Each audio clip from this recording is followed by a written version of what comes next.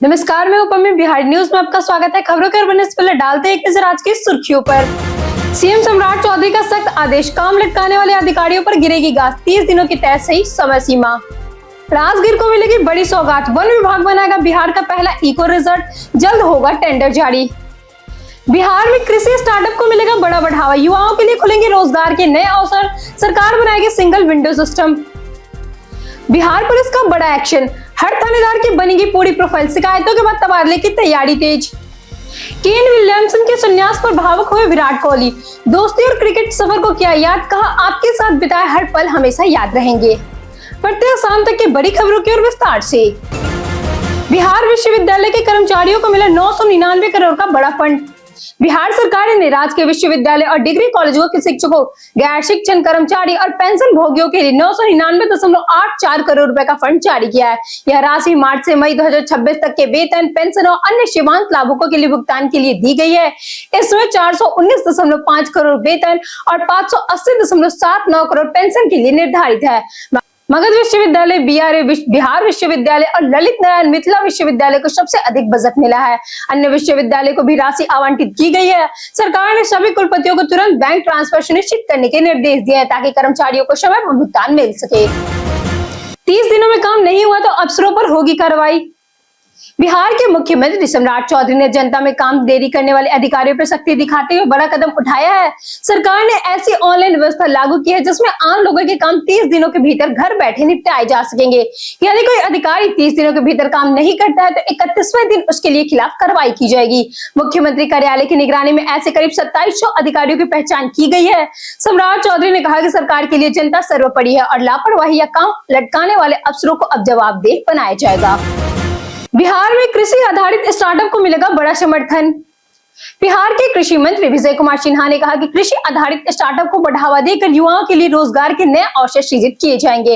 इसके लिए कृषि विश्वविद्यालय, कृषि विज्ञान केंद्र और स्टार्टअप इकाइयों के बीच बेहतर समन्वय स्थापित किया जाएगा ताकि नई तकनीक सीधे किसानों तक पहुंच सके। सरकार किसान, शोधकर्ता, उद्यमी और निवेशकों को जोड़ने के लिए सिंगल विंडो प्लेटफॉर्म विकसित करेगी। कृषि विज्ञान केंद्र और कॉलेजों में स्टार्टअप प्रशिक्षण तथा नवाचार प्रतियोगिता आयोजित की जाएगी। मखाना, फल सब्जी प्रसंस्करण, कोल्ड स्टोरेज, स्मार्ट सिंचाई, सप्लाई चेन और कृषि लॉजिस्टिक्स से जुड़े नवाचारों को विशेष प्राथमिकता दी जाएगी। राजगीर के जंगलों में बनेगा बिहार का पहला इको रिजॉर्ट। राजगीर के घने जंगलों में बिहार का पहला वन विभाग संचालित इको रिजॉर्ट विकसित किया जाएगा। अमेजन वर्षवान की तर्ज पर बनने वाले इस रिजॉर्ट में 96 आधुनिक सुविधाओं से लैस कमरे होंगे तथा एक समय में लगभग 200 पर्यटक ठहर सकेंगे। वन विभाग ने इसके लिए संस्थान चिन्हित कर लिए हैं और जल्द ही निर्माण का टेंडर जारी किया जाएगा। यह परियोजना पर्यावरणीय मानकों का ध्यान में रखते हुए तैयारी की जाएगी। राजगीर आने वाले पर्यटकों को बेहतर ठहराव सुविधा मिलेगी, जबकि स्थानीय लोगों के लिए रोजगार और व्यापार के नए अवसर भी पैदा होंगे। यह परियोजना बिहार पर्यटन को नई पहचान दे सकती है। CTET, TET पास नहीं तो जा सकती है आपकी नौकरी।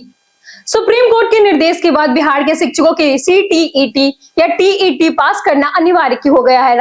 राज्य के लगभग 5.80 लाख शिक्षकों में से 2.60 लाख ने अभी तक ये परीक्षाएं पास नहीं की है, जिससे उनकी नौकरियां पर संकट मंडरा रहा है। 55 वर्ष से अधिक आयु वर्ग के लोग करीब 60,000 शिक्षकों को नौकरी से नहीं हटाया जाएगा, लेकिन उन्हें पद उन्नति और अन्य लाभ नहीं मिलेंगे। शिक्षकों को 31 अगस्त 2028 तक CTET या TET पास करना अनिवार्य होगा। बिहार में फिलहाल TET आयोजित नहीं होने से CTET ही प्रमुख विकल्प है। इसे लेकर शिक्षक संगठनों ने आपत्ति भी जताई है। फोन बंद मिला तो नपेंगे CO और राजस्व अधिकारी। बिहार सरकार ने राजस्व एवं भूमि सुधार विभाग के अधिकारियों की जवाबदेही बढ़ाने के लिए नया आदेश जारी किया है। अब अंचल अधिकारी, राजस्व अधिकारी और DCLR को अपनी सरकारी CUG मोबाइल नंबर समय पर चालू रखने होंगे तथा व्हाट्सएप पर सक्रिय रहना अनिवार्य होगा। विभाग को लगातार फोन बंद रहने और संपर्क न होने की शिकायतें मिल रही थी, जिससे जमीन संबंधी मामलों के निपटारे में देरी हो रही थी। सभी जिला अधिकारी को आदेश के पालन की निगरानी करने को कहा गया है। नियमों का उल्लंघन करने वाले अधिकारियों के खिलाफ विभागीय और अनुशासनात्मक कार्रवाई की जाएगी। बिहार पुलिस में बड़ा एक्शन, थानेदारों की बनेगी पूरी प्रोफाइल। बिहार पुलिस मुख्यालय ने थानों की कार्यशैली में सुधार और जवाबदेही बढ़ाने के लिए राज्य भर के थानेदारों की विस्तृत प्रोफाइल तैयार करने की प्रक्रिया शुरू की है। डीजीपी की जनता दरबार और सोशल मीडिया पर मिली शिकायतों के बाद यह कदम उठाया गया है। मुख्यालय उन थानों की भी पहचान कर रही है जहां इंस्पेक्टर की जगह दारोगा प्रभारी है। लंबे समय से एक ही थाने में तैनात अधिकारी और चर्चित थानेदार में लगातार पदस्थ अधिकारियों की समीक्षा की जाएगी। रिपोर्ट्स के अनुसार आधार पर बड़े पैमानों पर तबादले संभव है। निगरानी मजबूती करने के लिए PSM ऐप भी लागू किया जा रहा है। अवैध बालू कारोबार पर सख्त हुआ खनन विभाग।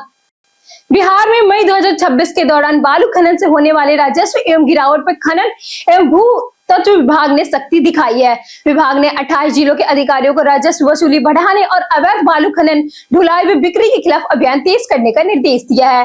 विभाग के अनुसार राजस्व में कमी के पीछे अवैध खनन, बिना चालान परिवहन और कार्रवाई में ढिलाई प्रमुख कारण बताया। कई जिलों में अवैध परिवहन में संलिप्त वाहनों की जब्ती बेहद कम है, जबकि 13 जिलों ने समय पर कार्रवाई रिपोर्ट भी नहीं भेजी। विभाग ने प्रभावी नियंत्रण और राजस्व वृद्धि को प्राथमिकता की जिम्मेदारी बताया है। दरभंगा एयरपोर्ट पर शुरू होगा flying training institute. Darbhanga airport पे जल्द ही फ्लाइंग ट्रेनिंग इंस्टीट्यूट स्थापित किया जाएगा। बिहार सरकार और केंद्रीय नगर विमान मंत्रालय के बीच इस परियोजना को लेकर सैद्धांतिक सहमति बन चुकी है। इसके शुरू होने से बिहार के युवाओं को पायलट प्रशिक्षण के लिए दूसरे राज्यों पर निर्भर नहीं रहना पड़ेगा और उन्हें अपने ही राज्य में आधुनिक प्रशिक्षण सुविधा मिलेगी। यह संस्था पायलट प्रशिक्षण के साथ साथ फ्लाइट इंस्ट्रक्टर, टेक्निक स्टाफ और ग्राउंड स्टाफ के लिए रोजगार के नए अवसर भी पैदा करेगा।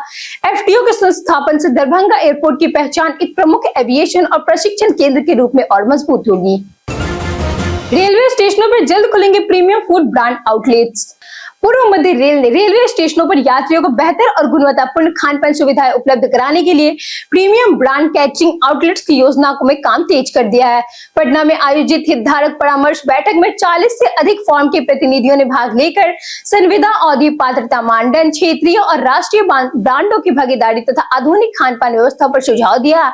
अधिकांश प्रतिभागियों ने लंबी संविदा अवधि और क्षेत्रीय ब्रांडों को अवसर देने की मांग की है। अधिकारियों ने कहा कि सुझाव के आधार पर यात्री केंद्रित, स्वच्छ और गुणवत्तापूर्ण खान-पान व्यवस्था विकसित की जाएगी।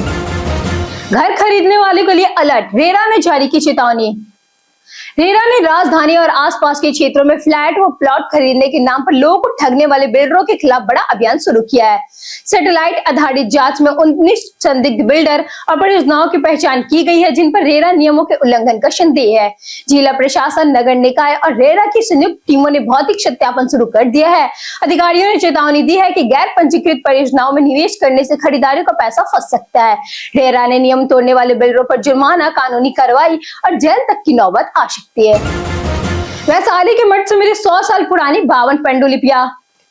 वैशाली जिले के पातेपुर मठ से 100 वर्ष से अधिक पुरानी 52 दुर्लभ पांडुलिपियां और ग्रंथ प्राप्त हुए हैं। ये पांडुलिपियां धार्मिक, आध्यात्मिक, दार्शनिक और पारंपरिक ज्ञान से जुड़ी है तथा भारतीय सांस्कृतिक धरोहर का महत्वपूर्ण हिस्सा मानी जा रही है। भारत सरकार के ज्ञान भारतम मिशन के तहत चलाए जा रहे अभियान में इनकी पहचान की गई है।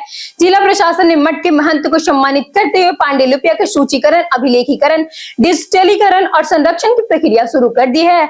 जिला अधिकारी वर्षा सिंह ने इसे वैशाली की सांस्कृतिक विरासत की संरक्षण की बड़ी उपलब्धि बताया और लोगों से भी ऐसी धरोहर की जानकारी साझा करने की अपील की है। पटना में रोटरी क्लब का वृद्धा आश्रम प्रोजेक्ट बना मिसाल। 12 जून 2026 को rotary club of Patna Kankarbagh द्वारा गुलजार बाग स्थित जीवन संध्या वृद्धा आश्रम में एक गरिमामय कार्यक्रम में आयोजित किया गया। डिस्ट्रिक्ट गवर्नर रोटरियन नम्रता नाथ ने परियोजना स्थल का भ्रमण किया, साथ ही वरिष्ठ पदाधिकारी भी उपस्थित रहे। कार्यक्रम में वृद्धा आश्रम के महत्व पर प्रकाश डालते हुए वरिष्ठ नागरिकों को सम्मान और सुरक्षित वातावरण देने पर जोर दिया गया। क्लब अध्यक्ष अजीत कुमार सिन्हा ने अतिथियों का स्वागत किया, वृक्षारोपण भी किया गया। अंत में धन्यवाद ज्ञापन प्रस्तुत हुआ। यह आयोजन रोटरी की सेवा ही सर्वोपरि सिद्धांत और सामाजिक प्रतिबद्धता को दर्शाता है। पटना में पुलिस क्रिमिनल मुठभेड़, कुख्यात हैदर ढेर। पटना के मसौढ़ी क्षेत्र में शुक्रवार शाम पुलिस और अपराधियों के बीच मुठभेड़ हुई, जिसमें कुख्यात अपराधी मोहम्मद हैदर मारा गया।